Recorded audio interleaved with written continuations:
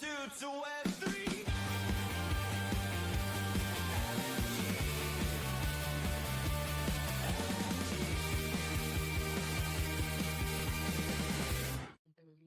Hello, everyone, and welcome to LFG. I'm Ian Horn, and today we're talking with a man who's trying to build the Blackrock for Africa.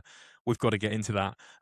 Let's not mess around with a big intro. I started with an indulgent jingle. You've all heard it. So Joe Kinvi, founder of Borderless, welcome to LFG. How you doing? Ian, thank you for having me. I love the intro. It's very dancey. Yeah. Well, the thing is, like, I feel the jingle part of the intro is really fun.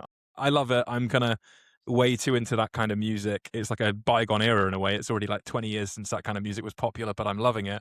And as for keeping it, 20 yeah, years was 2005. Doesn't feel like it. no, I know. And that's how we know we're getting old. Like millennials, right? We're so close to being cringe. And Yes. Very, that scares me, to be honest, but it's happening. Anyway, I meant to keep the intro short to not be self-indulgent. Here I am having an absolute a sidetrack, but it's all good. Like Joe, I've got so much I want to talk to you about today. Thanks for coming on the podcast. I think the first thing is like Borderless. Tell us more about it, because what you're building, like the project's really ambitious and it's fascinating. So tell us a bit more about what you're doing there. at a very high level, we're building the investment infrastructure for emerging markets, starting with the African diaspora. When you look at the data, the biggest funder of these emerging markets, so like Latin, Africa, Asia, it's actually their diaspora. They're sending, I think it's near to $1 trillion a year, except all of this money is for consumption. When you think about development happens through investments. And I believe that the people that will help these regions, starting with Africa, is going to be its diaspora. Like the African piece of it, they're sending about $100 billion back home. Beyond the remittance or the consumption remittance, they also have anything between $30 to $40 billion sitting idle in the bank account, not invested in S&P. And we believe that we can be the channel or the infrastructure that enables them to invest this capital back home, where it can be invested across infrastructure, startups, real estate, anything that requires investment, where they can also get above market rate returns. For context, when you look at the risk-free return in Africa, it's about 15%. Compared to what you'd get in Europe. Now I think Europe is like 2-3%. US is around 4-5. And the piece that's missing is the infra. If you can build that infra, which we're actively working on, you can now help fund these regions and provide above market return for the investors. And I think it's a win-win for everybody's. Yeah. And like you said, there's just money that's left on the sidelines, not going into markets. And what are I'm sure there's many reasons for that, right? But what are the biggest reasons for that? Is it cultural? Is it infrastructure? What are the challenges you're facing here? It's trust, right? Yeah. No trust. If there is a famous saying, which is people go abroad, save a lot of money, send that money back home to be built, to have the house or something built, and their uncle and their relative essentially spends the money. We've heard so many of these stories, and a lot of the African diaspora specifically are in capital preservation mode. So they don't want to lose that money to that uncle, because if your uncle spends your money, you actually can't do anything to your uncle. Yeah. Okay. Specifically your uncle. Yeah. They're holding on to that money, and Yeah. except when you're keeping that money in the bank, it's losing to inflation. So, and yeah, you have to do something with it. But people rather lose to inflation than send it back home where it's spent on nonsense, and that's their hard work, being eroded away. And we believe what's missing is building that trust infrastructure where when they deploy that capital, they know exactly where it's going, they know what's coming back. And if they're going to lose that money, they already know in advance. Like, for example, like we've done a lot of stuff in the startup space. And before somebody sends us a single penny, we let them know the risk, which is like, you might lose this money. And if you're comfortable with that, then proceed. Like these risk warnings don't exist when you're sending money to your uncle. Your uncle is actually going to overpromise and underdeliver. And we want to do the inverse. Got you. And yeah, like you say, you're operating in a space where trust is everything. So Borderless is about pooling money with friends and family, right? But into relative, would you say it's high risk assets? Would that be fair to say? Yeah, right now that's what we're doing. Yeah. And when you look at my background, I come from a fintech heavy background where we've interacted with a lot of startups.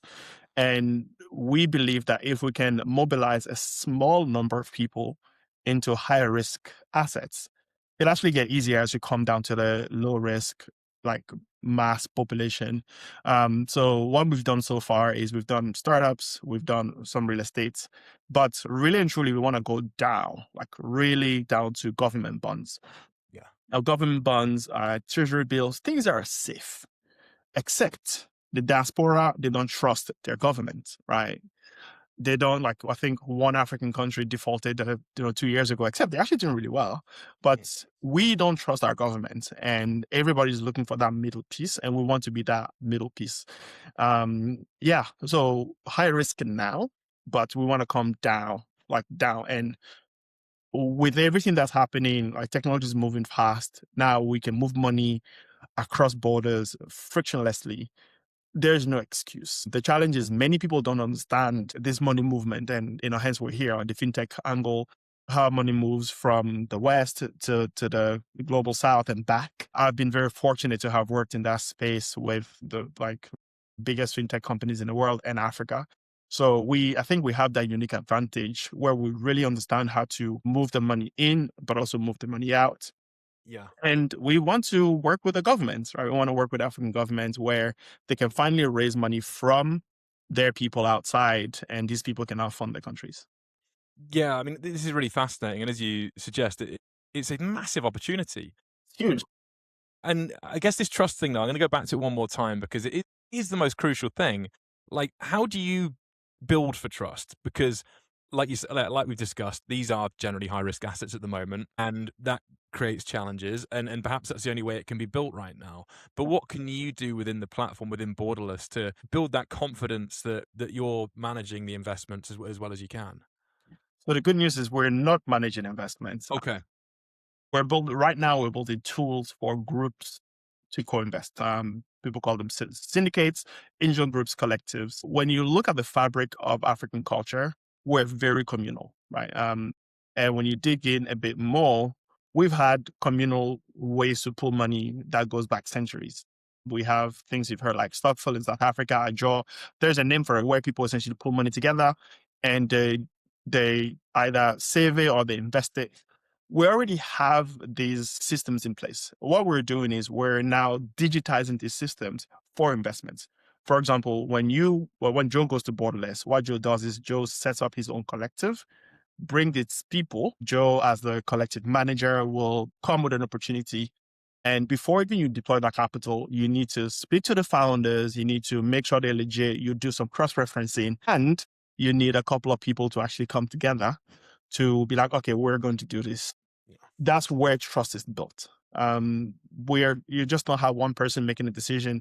You have a couple of people where you have like the devil's advocate. Somebody's like, I don't think we should do this. The other person's like, oh, I think we should do this. And we've done this at scale. So we actually started with our own syndicate, and we built the infrastructure around it because we believe that the way forward is doing it together. The piece that's missing is the infrastructure. And I am in many WhatsApp groups just confirm that like this has been happening way before Borderless. What we want to do is provide a technological infrastructure for people to do it at scale. And now when you organize all these people in one place, then that's where it gets exciting, right? So what else can you offer them? They already trust the platform. They've done stuff. They've sent money. They got the money back. And now you can enable them to do way, way, way, way more things. Yeah. But I mean, the new missing is like the infra. it's really fascinating because it's not just a technology issue. It's very much a cultural thing. You're building for a different society and different norms. I don't know if you've got any really clear-cut examples just yet, but could you point out some examples of communities that have had a lot of success doing this, or particular investments that have done well? Yeah. So there's a collective called Diaspora House. It's a collective that invests in real estate. They invested in 2 properties in Kenya, Nairobi last year. Essentially, you have about 33 people. They all invested between $5,000 to $10,000. Pulled the money together. The syndicate managers essentially went, executed that transaction. Every single thing that's happening along the line, Borderless has been in the mix. in the sense that like all the paperwork, right? Sending the money, getting all the receipts. And when those properties got funded, essentially they put it on the market, where this property, you can Google it, diaspora house on Airbnb, where people now can rent these properties. All the rental income is pulled through Borderless and distributed to all the investors. And yeah, like it's a very neat model. It's not new, by the way. Like, co-investment in real estate is not new. We're just doing that cross-border for people who really believe in the future of real estate, for example, in Africa. Yeah, that's absolutely fascinating. Another thing I want to get into is obviously you're operating across Africa. It's not just in one nation. Yeah. And just like many other places, Africa has quite a fragmented regulatory landscape. So how do you work around that? If you're trying to create pooled investments across different jurisdictions, what challenges have you had to overcome there?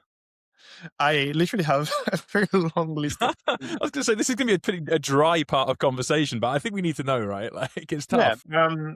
So there again, for folks who don't know, Africa has 54 countries, 42 currencies, 54 different regulatory environments. It's very, very, very messy. Except for people who've invested in Africa before, we tend to leverage Western compliance environments. For example, all the capital that we pull happens in the UK, and the UK just happens to have one of the most stringent compliance or regulatory environment. Mhm. So all that, like, we actually don't go on a country basis. We go from the UK, which allows you to essentially cover the entire continent. Now, depending on the asset that you're investing in, you might have to like follow local regulate, but for most of the time, we're out of the UK. When you look at people who had invested in startups before, the part that really breaks my heart is a lot of these. I think it was like 3-4 billion that was invested in Africa this year. 9% of these companies are Delaware incorporated. What that Wow. means is all this money that's been raised is sitting somewhere in Brex, Mercury, but it's actually, I think it's a means to an end that gives confidence to a lot of investors to actually invest in these companies. So while we talk about the fragmentation, there's actually systems that enables more and more people to invest on the continent. And also the approach that we take is, while there are 54 countries, we're not rushing to invest in all 54 countries. We're taking regions where it's actually easier. There's regulatory clarity where you can invest across multiple asset classes, like places like South Africa, Nigeria, Ghana, Kenya.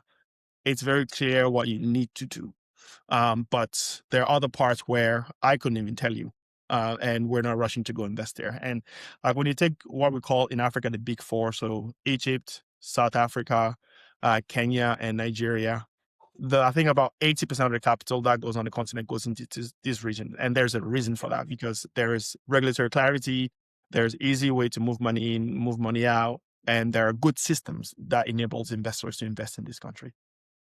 Yeah, it's really interesting how the situation varies from place to place. I think another thing, which I think I saw you say in another interview, which was when it comes to American startups, they can raise money on hype, but African startups need to raise on traction. And that's a really interesting take. Yes. Well, it's actually from my personal experience. Yeah. As somebody who, I've been in this space for a while, I believe that these things need to be built. But when I tried to raise money in 2024, everybody was like, okay, well, what have you done? And what I did at that stage wasn't enough, right? And I had to essentially go back and show traction, real traction for investors to give me money. And I don't want other African founders or folks of African origin to be delusional about what's happening in America. We just have to be real, because ultimately, as a founder, you have work to do. You need capital to do that work, and you need to know exactly what needs to be done to raise that capital. And like, it's very easy for people to tell you, "Oh, just move to San Francisco." Like, I am fine, I'm running a company, but like the impact really, really matters to me. And I'm not just going to move to San Francisco to go raise the money and then forget why I'm doing this. Right. So yeah, like, we need to show traction. Every day when I wake up, I ask my team, like, what are we going to get done? Because when I go back to raise capital, people actually don't care like, they want to see, okay, well, you raised X amount of money. What did you manage to do with that? And I need to be able to show, okay, well, this is how much progress we have made with the capital that we raised. And we need to be able to that will allow us to raise the money and also move this company forward, because this Borderless needs to exist. Yeah. And I really, really believe that the traction will give investors confidence to keep funding the work that we're doing. Yeah, I mean, that's again really interesting, and you've got experience of it from the other side of the fence as an investor as well. So, can you tell us a bit more about your background in investing and how that shapes your decisions of Borderless as well?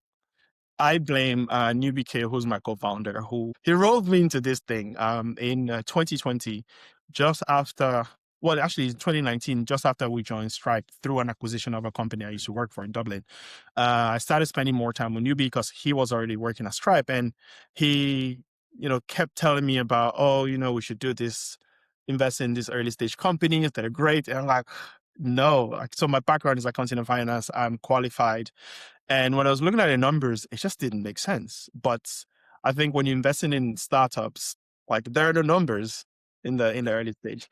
So that's how I got into this. And I quickly realized that beyond the capital, we can actually create a ton of impact, right? Then I think in 2020, we did 5 or 6 startups. One of them that's just got acquired, a company called Mono got acquired by Flutterwave earlier this year. And that's how we started. And it was, the first batch was 17 people, and then it grew and then it grew. And that's when we started thinking, okay, well, this is it's not like a little side project anymore, and we had to formalize it. And that's when we started encountering the problems. The first one was, we tried to open a bank account in Dublin, and they're like, what do you mean? These, African guys want to invest in startups.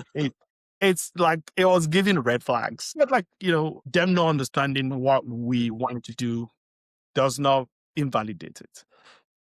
So yeah, that's how we started, and we managed to get a bank account. We managed to figure out paperwork, but beyond that, it was just one. And the discussion Yubi and I had was, well, Hulk by itself, I think 1 year we deployed, 1.5 million into a ton of startups. And we're like, well, what happens when you have 1,000 of these? When you run the number, that's 1.5. That's real change that you can bring to the continent, funding startups, making it easier.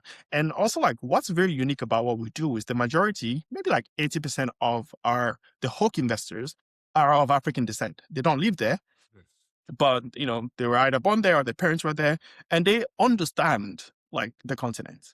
What that means is when I'm pitching you a logistic delivery startup, a company called TouchTech that we invested in, you understand it because if before TouchTech, when you order food in Lagos, it takes 2 to 3 hours, and that's if the food arrives, right? When you say that to somebody in London, they're like, but you have delivery, you have Uber Eats, they just arrive in 30 minutes. So it was really important to find the people that has that local context to invest in these companies. And ChildDeck just raised the Series A last year, doing really well, processing millions. And the exciting thing about a company like ChildDeck is they've created 20,000 jobs. And when you go on Twitter, for delivery drivers, you see delivery drivers actually praising ChildDeck. And wow. Okay. yeah, it's fantastic. And now ChildDeck or Femi, the founder, pitching ChildDeck globally, people just don't get it. But now that they've raised a Series A, and after seeing how well the company is doing, how they're taking a technology-first approach to solve a very local problem, they're now coming on side. And yeah, I'm very excited for a company like ChildDeck, and we've done 100 of these, right? So. Yeah, I'm fascinated by that. And also the bank account situation, going back all the way back to Ireland, is actually crazy because, I guess we can all come up with reasons why they would be suspicious. As you say, there are certain things that might be flagged, but it is actually really disappointing when a financial system can't spot a legitimate, bank account owner and their nationality alone is enough to make them concerned. I do find that somewhat disappointing. Do you think that situation's improving at all? Or did you need to step in and build your own solutions there? I'd like to believe it's improving because the global systems are becoming more integrated. For example, for the longest time, PayPal did not operate in Africa. If you hold an African passport and try to open a bank account or open an account with PayPal, that's a no-no. PayPal will not allow you to use them. However, I think it was late last year, this year, there's a Nigerian company called Paga that is enabling PayPal to now finally expand to Africa. The reason why they were able to do that because Paga has local context. They really understand how to underwrite Africans. They've done that for the past 10 years. So it's a very natural synergy. It's the same thing that when Stripe acquired Paystack 5 years ago, they're all coming together because Paystack was literally the Stripe of Africa, right? And they have local context. Paystack really understands that the way money moves in Nigeria is not the same way that money moves in Ghana, in South Africa, in Kenya, right? So the global systems are finally integrating, which is making these bank account issues, less relevant. But like, it's not moving fast, right? It's not moving fast at all. I can tell you when somebody said, look, so when you're an investor in Kenya, right?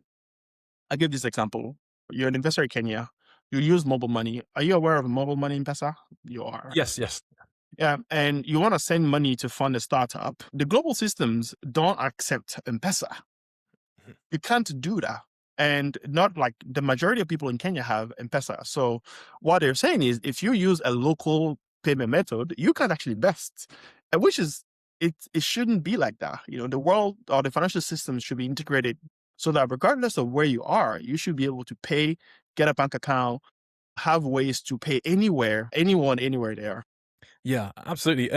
Let's go back to, you were talking about some successful companies that you've been an investor in, and some success stories that have come out of Africa.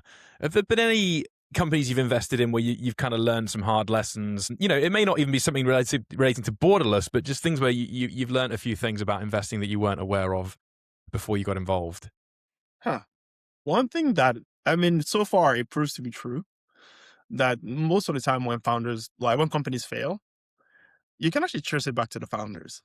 Right. Not all the time, right? We've had situations where, the market just turned for the worse. I remember one of the companies that we invested in, when the last crypto winter happened, they had to go.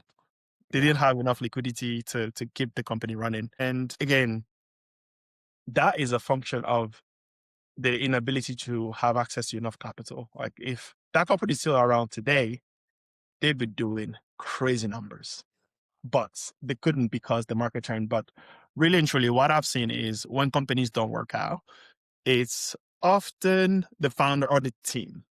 Yeah. And what we've learned over time is you really underwrite the people behind the business. And like I spend a lot of time with founders while I don't actively deploy capital these days.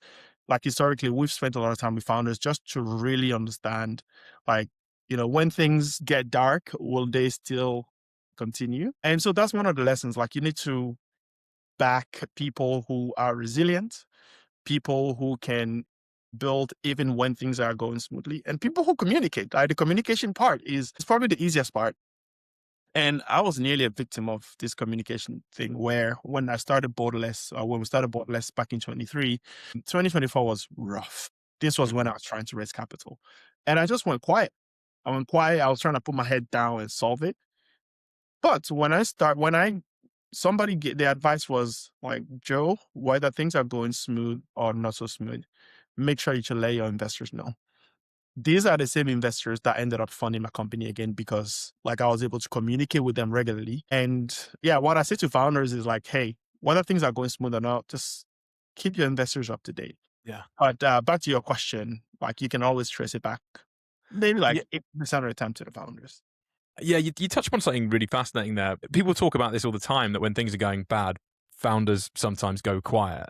So, from your own experience, what was the response from investors? Because like you suggest, you're expecting the worst, but I guess these people have backed you in the first place. So how did you navigate that conversation, and what feedback did you get? It was actually like, hey, Joe, how can we help? Yeah. Oh, wow. Yes. You'd be surprised.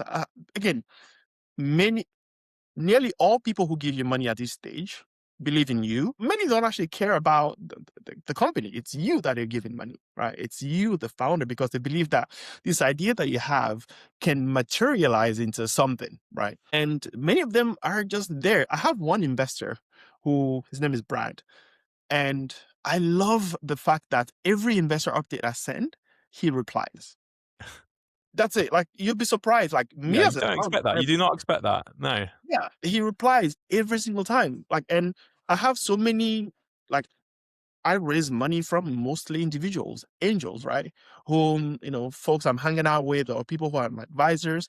And they're just like, hey, Joe, how can I help you? And I'm like, just the fact that you've asked this question is more than enough for me, because now I can just, load off on you. But I like to believe that I'm lucky, but I'm lucky because I communicate with my investors and in turn, they support me. Like I have the best bunch of investors. Yeah. Well, you brought so much positivity, which I love. But obviously, I've got a slight journalistic kind of angle. Red flags. Let's talk about the red flags for a founder, because like you say, you're investing in the team, you're investing in the person. Which traits have you kind of identified that routinely mean that someone's not very investable? Someone is not very investable. Like building a company should not be a side hustle. Myself, my collective, they don't want to be funding side hustles. So I need to know that you're really committed to this. And before I took a penny from any investor, I actually quit my job, right? Because if I'm not committed, why should they commit their capital to my idea? I think commitment is one of the biggest red flags. I need to know that you're committed. And commitment isn't just saying, oh, I'm committed. You have to show that you're committed, right? You have to, like, if you have enough capital, quit your job. You have to build a product. You have to hire a team. You have to actually do the work, right? Because like when people are giving you the hard-earned money to build your startup, you shouldn't that startup or that company should not be like, you shouldn't have a backup plan. It helps, but like the backup plan should not be like another full-time job, so that when things get sour, you can just go back to your full-time job. And I've seen this, and we've had situations where, founders, told us that they've left the job, but really they didn't, or they're doing this and then they have a consultancy job. Again, I'm not blaming founders who need to do what they need to do to survive. But please don't raise capital from at least our collective if you're not willing to commit, because we're committing capital to you and you need to commit like 100% to this endeavor. That makes a lot of sense. Yeah, I can completely see that. And you know what? To bring this to a close, this isn't the last question, by the way. I want to bring things back onto Borderless and also your own experience, because I've done this interview in a slightly odd format where I didn't even begin by introducing you and your career background properly. And there's a reason for that. I feel like every podcast does that. And therefore, anyone's listening to you, they're going to hear that 5 or 6 times before they actually get to what's new. At the same time, if you're listening in, you've listened to about half an hour already. If that's wrong, just tell me in the comments. That'll be appreciated. But Joe, I'd love to know a bit more about your career background, because you've worked with TouchTech Payments, if I'm not mistaken, and then Stripe, which I assume is what people knew you for before you launched Borderless and several other projects. So what did those experiences teach you about risk, investment, and what you're building today? So one part that I think, so while I was at Stripe, I actually did a 1-year secondment at Paystack, which is Stripe's African subsidiary. Working at TouchTech, it really showed like ambition. The founders were very ambitious. I think beyond that, they also knew how to build a great product. Let me tell you how good our product was. In October 2017, I had just joined the company and I was working a little bit late, and the phone rang. And it's this guy called Christos from Revolut.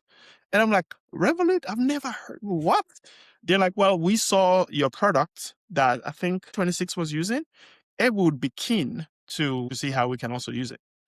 That's how good the product was, like at TouchTech. And we sold to Revolut, which became our biggest customer before we sold the company to Stripe, because the product was really good, and good to the point where Revolut picked up the phone and called us. That was the first time I heard of Revolut. And Shekinah and one of the co-founders and I went to London and went to the office, and this tiny office in Canary Wharf, when we went to sell this product to Revolut. So like, product really, really matters. It has to be so good like that customers are calling you. Stripe, source of ambition. Stripe wanted to essentially like grow the GDP of the internet. And when you think about like GDP is usually like in billions and trillions. And Stripe's mission was to essentially move global GDP to the internet. And every year, like you see the stats, I'm waiting for the letter to come out. Oh, we moved X amount.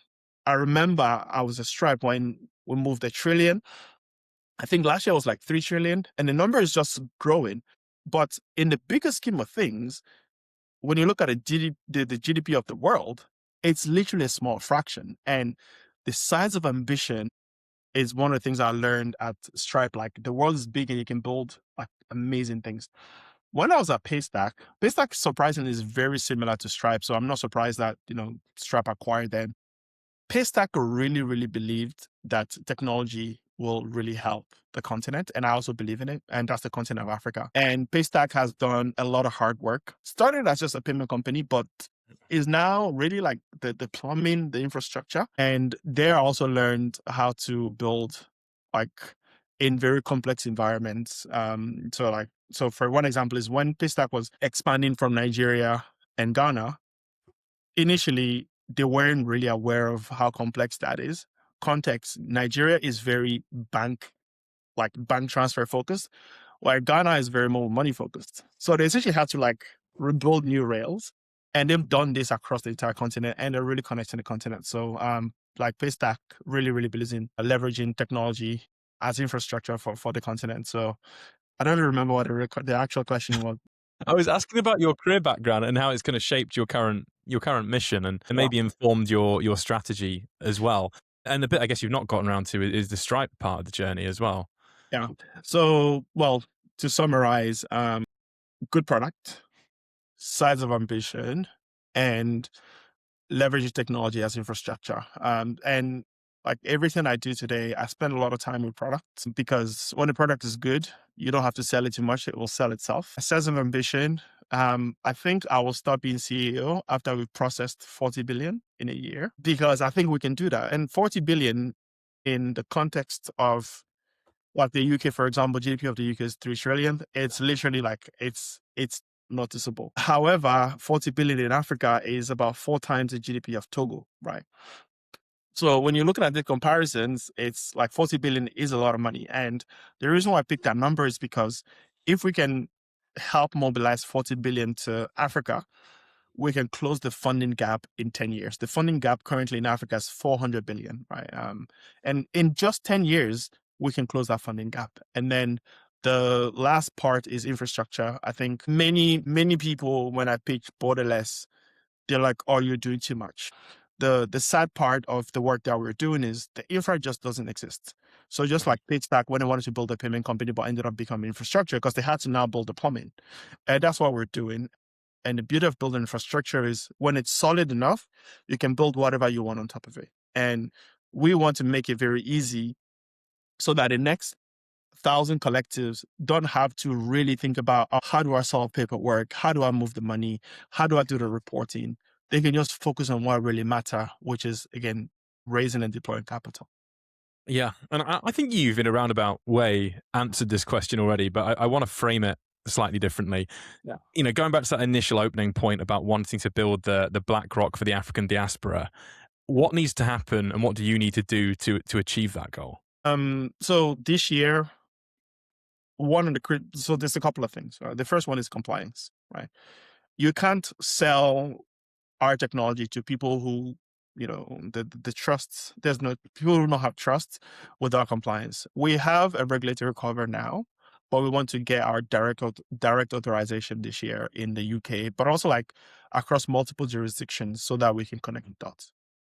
That's a non-negotiable. That's the first thing. The second thing is how do we bring as many people to the fold as possible? And that doesn't mean that they have to necessarily invest, right? Just, come see what's happening, log into the platform, don't deploy capital. The third one is education. You can't invest in something that you don't understand. So how do we essentially again, with us being in infrastructure, how can we enable educational companies to come and plug into us so that they can train people at scale? One, we will be working with an organization called the African Angel Academy. So they train angels, and we're going to be working with them as our learning partner to be able to train angel at scale. And the beauty about like angel investing, where we are kind of operating now, is you can take all the courses that you want, but angel investing is actually doing, right? So the way we're envisioning this partnership is you learn with a AAA academy, And then you deploy that first, call it 1,000, 5,000, 10,000 with Borderless, right? And it's a win-win. So, yeah, like compliance is a no-brainer. Being able to just know that this platform exists, and then you need to learn how to do it. And like the education piece, I really, really care about, because without education, this work will not be done. And also, we don't want to go build courses. There are so many people who have courses, they have structures in place. How do we partner with them? And the first partnership is just coming on board, which is African Angel Academy.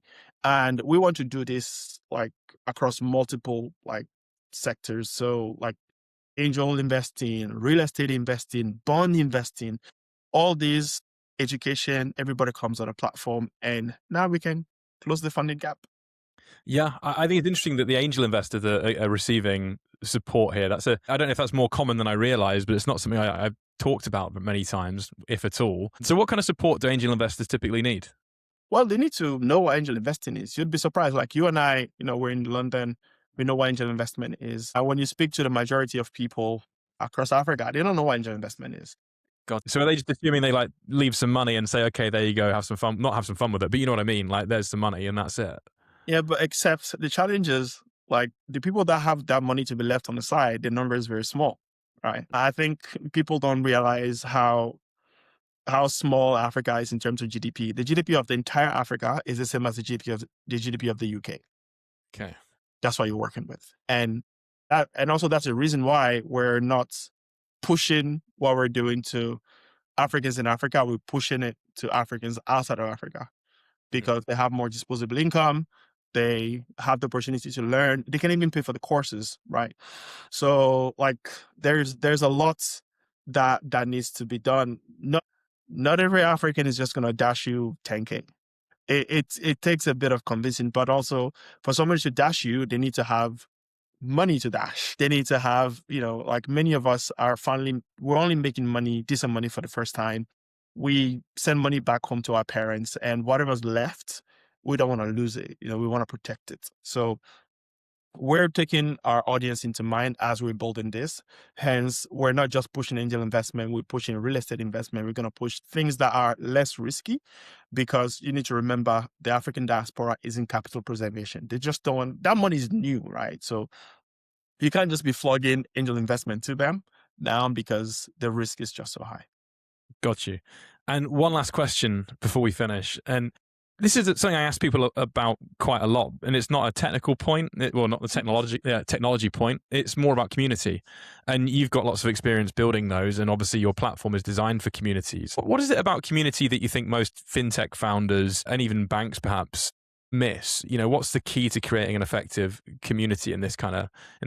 It's funny that you mentioned banks, right? When you think about how banks are funded through collecting your money, my money, and they're pulling that together. The thing is, they don't tell us about this, right? So like banks are inherently communal. It's not something that they shout about, because when they start shouting about it, then there's going to be a bank run, da, da, da, da, da. But like the way our systems are built are fundamentally communal, and we're just making this very obvious. And the thing is, like, when you can organize people in one place, magic can happen. And the analogy I always give to people is Africa, we have this broom. It's like a bunch of sticks, right? So when you take stick, you can break it, but you can't actually break a broom. And that's the power of community. And that's why a lot of banks can't default, because when the banks default, the whole thing crumbles. So like community is really powerful. I'm very lucky that I am an introvert extrovert. Although there'll be people watching this, they'll be like, yeah, you're lying, John. Yeah, I classify myself the same for what it's worth. Yeah. Community is what got me here. Yeah. And my community is everything I do. I don't want to do things alone. And there's this famous African proverb that goes, if you want to go fast, go alone. If you want to go far, go together. And like, I really, really, really believe in that. And everything I do has been communal. And because I know how important it is. Yeah. Amazing. Joe, so good talking to you about everything you're building, everything you've done. And the opportunity is massive. I think that's the most exciting thing here. Like you say, so much money that can be brought in to support African businesses, to support investors globally. And it just seems like one of these things that if we look back on this 20, 30, 40 years' time, hopefully a massive success story. Look, before I wrap this up, oh yeah, go ahead. You jump in. I just wanted to add that I've been very lucky to be in the payment fintech space, and what's happening with stable coins, it's finally getting its flowers, but I think stable coins is probably one of those greatest enablers for Africa, because we just have so many currencies where you have corresponding banks doing this, doing that. Like stablecoin is the part that I'm very excited about. We're actually building borderless wallets for people where you can now hold like stablecoin balances. You can put money there, you can deploy, all your returns come back. And I'm very, very excited about stablecoins for Africa, because it's just watch like, and so many people across the continent are building within that space. And yeah, I'm excited to work with many of them. The good news about what we do is like we're infrastructure, right? And I'm intentionally trying not to build a fintech, because you're just going to end up like where everybody is. But like what I'm excited about is how do we leverage the folks who are building the rails so that we can essentially work with them. Yeah, and you're speaking with a fractional CMO for a stablecoin infrastructure company. So Yeah. I agree with your point, and I will stop there. Otherwise, I will begin shilling. So let's not do that on the podcast. Yeah. Not me anyway. You can. I can't. No, I think it's the biggest thing. Like I was in Nairobi last week, and all the stablecoin providers, I'm looking at the numbers, I'm speaking to the VCs, and like even with our integration, I just know it's going to be a game changer. Yeah. Because like money movement has been a pain. And the reason why Stripe hasn't even scratched the surface because we have so much to solve. And when Stripe acquired, so I reached out to Bridge in February 2024 because I was talking to somebody at Stellar Foundation, and they said, you should speak to Zach. And I reached out to Zach. And that's how long I've been thinking about, like, as we started building, I just knew that stablecoin was the solution to our problems, except it wasn't mainstream enough. And like everywhere you go, you're having to explain this thing to people. Yeah. But now I'm so excited about stablecoins because like if you know what to do, like the on-ramp and the off-ramp, and like I think is the biggest opportunity where like money can now truly move frictionlessly, regardless of your passport, where you're located, or the language that you speak. And I really believe stablecoins we haven't scratched the surface. Yeah, I completely agree. I think the next few years are going to be transformational in that respect. I can't wait. Yeah, it's going to be big, isn't it? Joe, I mean, any other final points you'd like to make before I wrap this up? No, I mean, if you're hesitating about Africa, do reach out to me. I'd love to talk to you about it. I think, like when I was in Nairobi last week, I met so many family officers in Nairobi. I'm like, nobody's talking about this. What are you guys doing? What are you guys doing here? I think the opportunity is huge. Africa, I don't want to say it's for the taking, but like if you want to make money and create impact, is the right place to be. And the reason why I added impact part is I think investing in Africa is inherently impactful. And like there's so like, again, I opened this conversation with the risk-free rate is 15%.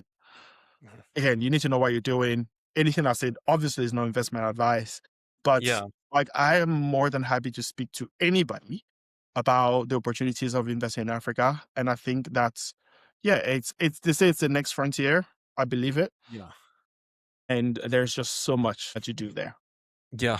Right. One last question. Risk-free. What does risk-free really mean? Because nothing's risk-free. Nothing is risk-free, right? So the way I'm putting it is like, if you look at the T-bills so it's not really risk-free. If you look at treasury bills in Nigeria, it's paying anything between like 18 and 20%. But what that requires you is to convert your money to Naira, right? So that's a risk, right? Kenya money market funds are paying 13, 14%. Some countries higher, like I think in South Africa, the bonds, it's like between 9 and 11%. The good thing is a lot of these countries their currencies are becoming stable. Not all of them. Like the Kenyan shillings have been very stable since like late 24. Like it went through like up and down. The Zambian kwacha is strengthening. The Ghanaian cedis is strengthening. The naira has actually strengthened a lot this year. So while I don't have capital to deploy, I want to encourage more people to just like, even if it's just a small portion of your money, go test these African markets, because when the currencies are strengthening, like if you deploy capital and want to get money back, you're actually going to get more money back. And now, again, not investment advice, and there's no like thorough research Yeah. around this, but purely because I spend time in these countries, right? And like I see what's happening on the ground. I'm talking to people, and the opportunity is huge. And if you're not too sure, just take a trip. I'm going to close with one thing. My landlord, I took him to Tanzania last year. He's currently in Tanzania and he's moving there. I'm not kidding you. And like the opportunity, there's so many opportunities on the continent. And my landlord is Dutch, 6'3", blue eye, white Dutch guy. The thing is, many people don't want to go to see what's happening. Like, even if you don't want to invest a single penny, take a trip. Come with me. I'll take you myself. You can buy more flights. But like, I'll take you, and just for you to just go observe. And if nothing comes out of this trip, you've had a great holiday. Yeah. I think you'll have some takers for that. Joe, what's the best way to contact you? I'm on LinkedIn, Joe Kinvi. I'm quite active on LinkedIn. Please do not block me. I write a lot. And I like, for me, like writing is my way of thinking. Yeah. I write on Beehive, Joe Kinvi, Beehive. Yeah, it's usually like Joe Kinvi, like my handles are the same. Yeah, I am online. I sell online. My customers are online. And yeah, I'm a child of the internet. So that's exactly where you'll find me. Amazing. Thank you, Joe. It's been so much fun talking with you. Love hearing about Borderless. Yeah, it's been fun. It's been fun. And I'm really excited to see what you build and where it goes from here. So maybe we catch up again a year or two down the line. But look, this has been really fun. Everyone listening in, thank you so much for tuning in. This is Let FinTech Grow, and you're about to hear the jingle. Thank you. Raising funds, speaking the club, drinking coffee, and fighting the fraud. LFG, turn it up and come with me. Big move, natural synergy, say it loud. LFG, pull up and listen in. Press play, chase the mystery, ride that wave from Web 2 to Web